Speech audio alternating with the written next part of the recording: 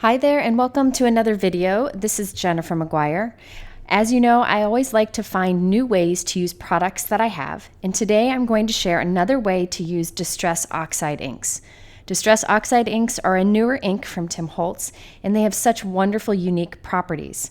I will link here to a video explaining more about what Distress Oxide Inks are and sharing many techniques using them. But today's technique is very different. This is one that I learned from Tim Holtz, and he said I could share it today in a video here because I was really excited about the fun results it gives. Several examples for you, but I'm first going to start by creating a bunch of backgrounds with this fun technique. Now remember, this technique is for Distress Oxide inks, not the traditional Distress inks, and I'll talk about why along the way in this video. I'm starting by pressing 4 colors of Distress Oxide ink onto my Tonic Mat. Now this Tim Holtz one is the smaller version. I like the smaller size on my workspace, and the back is a little sticky so it stays put while you craft. Now what's very important is I am using alcohol ink cardstock from Tim Holtz. You can see it's a glossy cardstock, and I'll talk about why this particular cardstock works best. Now I'm going to put the glossy side right into my inks, and by the way, I did spray it with some water, and I'm pressing my paper into it. Now if you don't like hot mess, crazy looking backgrounds, just stick with me. I'll talk about how you can kind of control it if you want a different look. But now I've put this onto a cutting board so I could heat it up and kind of move it around. You want to dry that completely and even dab off any of the extra ink. Now the thing with Distress Oxide inks is if you try to layer colors when they're wet, they'll just mix and create a new color.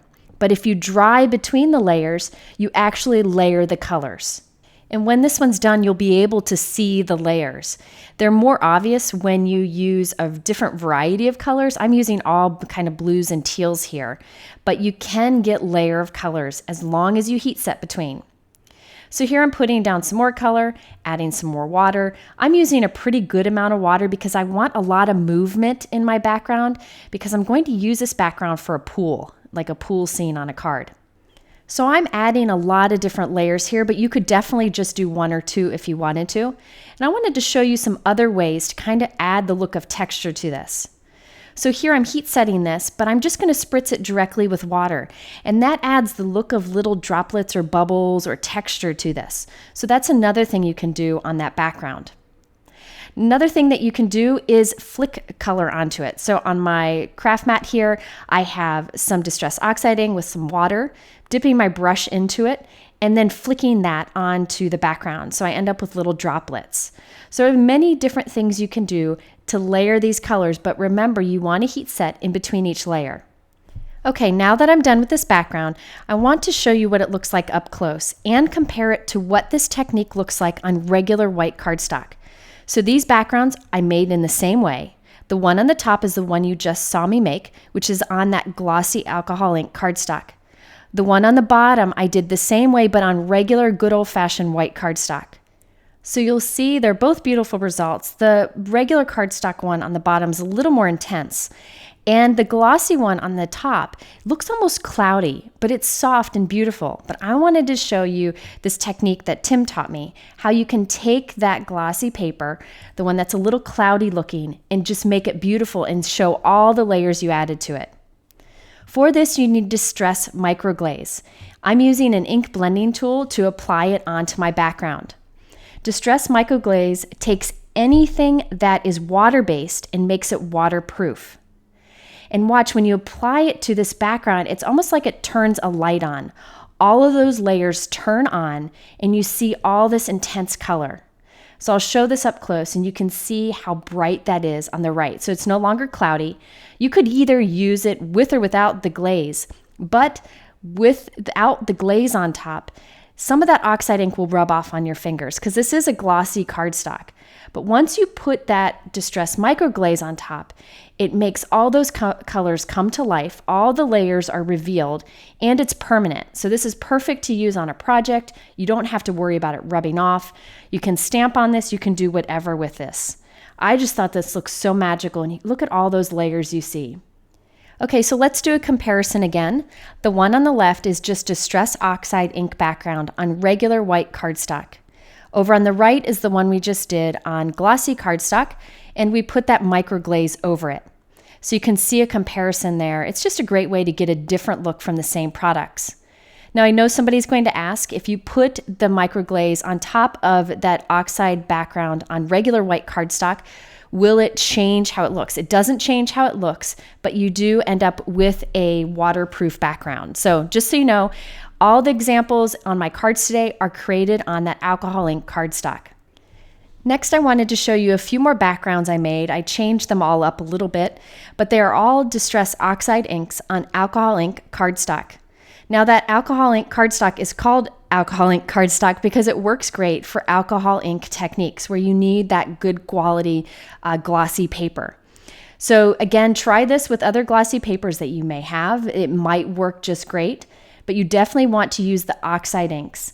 The oxide ink is this weird combination of dye and pigment ink, and that's why it works particularly well for this really cool technique. Also, I find that once I've done an oxide background on this glossy cardstock and I put that microglaze over it, it almost looks like an alcohol inked background. So if you're not one to want to do alcohol ink backgrounds, this is a way to get that look. Also, with this, you get more layers. You see the layers of color. And with alcohol inks, when you layer alcohol inks, they just kind of reactivate each other. So it gives a kind of a similar look, but with a lot more detail. Now these backgrounds I'm creating here, I will show you what they look like in just a moment. Now for this one, I wanted to start with a blue background, like a blue base to my glossy cardstock. So I covered it with some Distress Oxide ink, spritz it with water, look how cool that looks, and heat set that. And that alone would be a beautiful background, maybe for water or a cloudy sky, but I'm going to add more layers to it. But I found it helpful to start with that soft blue base and then add more layers on top. So here I'm just going to keep adding layers. You can add layers in different ways. I'm doing Tim's technique of putting the color on your craft mat, spraying it, and then kind of dipping your paper into it. But I've done many videos in the past where I use even an acrylic block to kind of push the color around or to apply the color, as you see me doing here. You can use your fingers, which is why I end up with blue fingers after this, or you could even use a paintbrush. But you definitely kind of want to let this work on its own, and you can come up with some really cool looking backgrounds. And I think they look like granite when they're done, with so much layer and so much color to it. It's just really cool. So you can see at any point you can stop, but I tend to do lots of layers. I will say that at the end of any background, when I felt I was done, I spritzed it lightly with some water because that adds those tiny little droplets and a little bit of oxidation here and there that I think really plays out well in the final card. So as you can see, you can apply those Distress Oxide inks onto that glossy cardstock with water however you want. When you add the water, it creates that oxidized look that almost looks cloudy or chalky, which is really a cool thing about these inks. But the key is, all the time, if you want to layer colors, make sure you completely dry it in between the layers. If you don't dry completely, you're going to mix your colors instead of layering them. So here you can see I applied inks in many different ways, using water and drying every time, and you can get some really unique looking backgrounds. I stuck to mostly blues and teals for these, but you can mix colors and go crazy, do rainbow, whatever you want. Also, I wipe away a lot of color from my craft mat just because I'm trying to make these backgrounds for this video, but normally I would not wipe that away. Instead, I would use it on another project, just dip some paper into it. Now, my favorite background that I created today, I actually created with a paintbrush. So I put some oxide ink onto my craft mat, sprayed it with water, and then painted some of the colors on. Now, it doesn't look so hot right now, but I found anything with any Distress product, I find if it looks like a hot mess in the beginning, it usually ends up great at the end. It's just part of the process and what makes it really fun. So I'm going to keep adding more layers of these kind of squiggles back and forth on this paper, heat setting in between each layer completely. Now, when we add the Distress Micro Glaze to this, which I'm doing here, you'll see all of those layers reveal themselves. It's almost like you switch on a light and it all turns on, and it's just beautiful. It looks like it's glowing from behind. Use a dry cloth to wipe off the excess. There really isn't a residue left behind. It just becomes this gorgeous glossy paper that you've created. So I'm going to apply that Distress Micro Glaze onto all of these backgrounds, and you can see how they go from kind of cloudy looking to beautiful with layers. Now that Distress Micro Glaze, I'll be honest, I had never used it before because I don't do much like mixed media things where I thought I needed it, but I was wrong. There are so many things that you can do with it. I know Christina Werner uses it to protect art she does on envelopes that she's going to mail. So it is a great product, and the nice thing is I barely used any for this. It's almost like a chapstick that you would put on your lips with your finger. You just put a little around and it really spreads nicely and you can really make it go far. So I barely used any.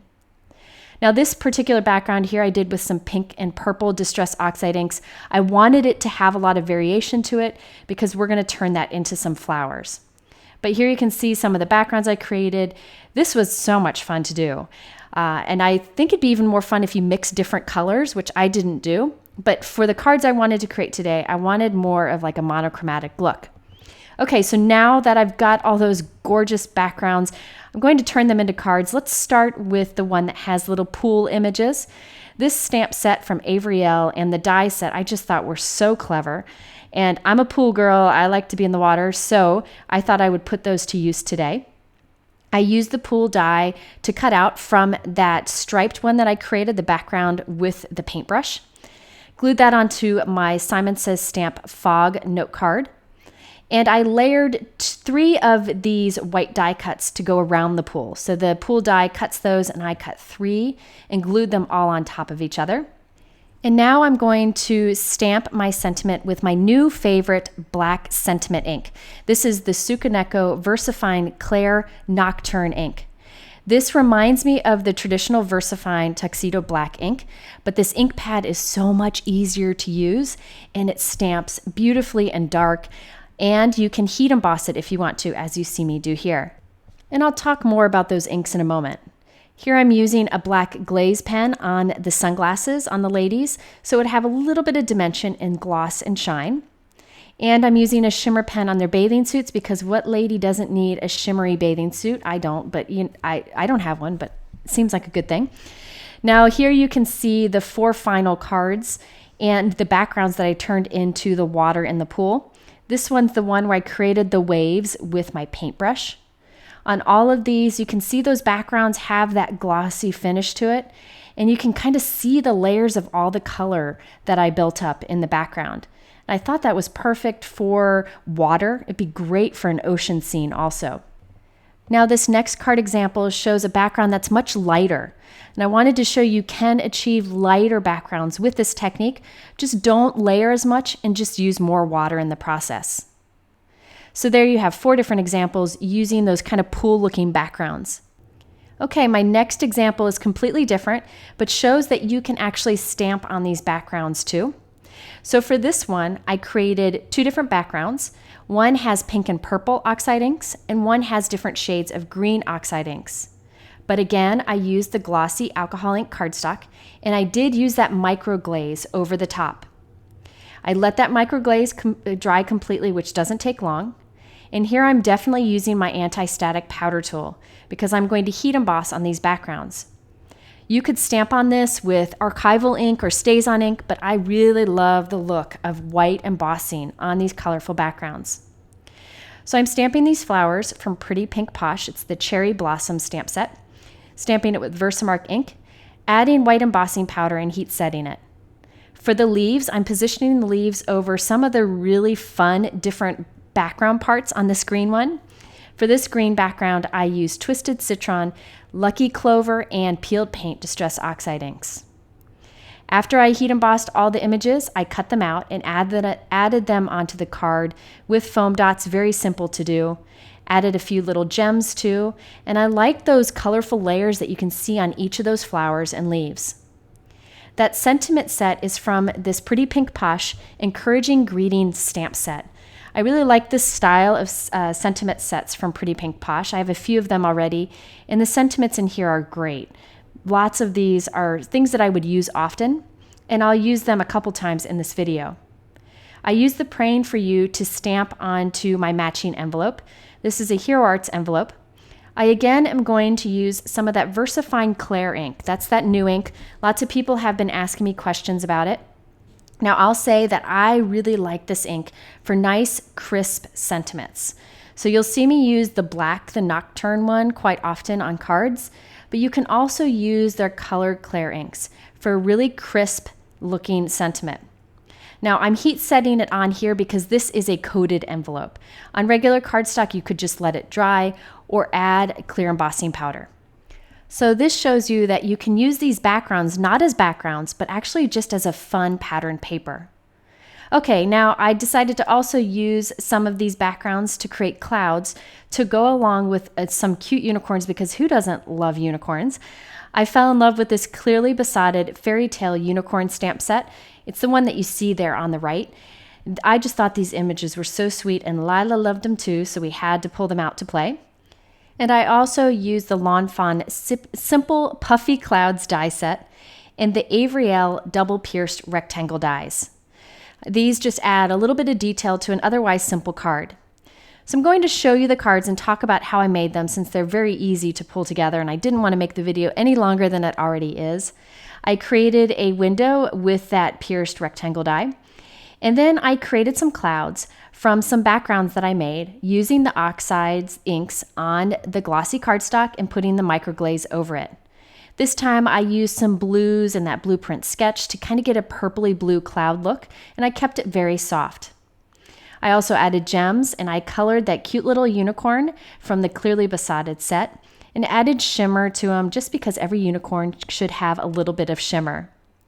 Now the sentiment for that one is also from the Pretty Pink Posh stamp set that I showed you earlier, and I thought it was perfect for that unicorn card. Okay, my next card uses some of the same products, but I use the Honeybee Ridiculously Happy stamp set.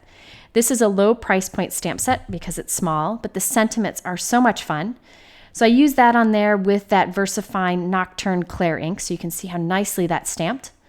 And I added some clouds that I cut with those Lawn Fawn dies. And again, I used one of my Oxide ink backgrounds that I did on the alcohol ink cardstock. You can see it has that shine to it, and you see a lot of layer in those clouds. I thought that was a perfect backdrop for that shimmery looking unicorn from Clearly Besotted. I'm telling you, those unicorns are so much fun to color. Anyways, there you have some fun ways to use your Distress Oxide ink for really unique backgrounds. As always, the supplies are in my YouTube description below. Over on my blog, I have more photos for you. In the middle are a couple Distress Oxide videos that you might find helpful, and hit subscribe if you haven't done so. Thanks for spending time with me. Have a great week, and we'll see you soon.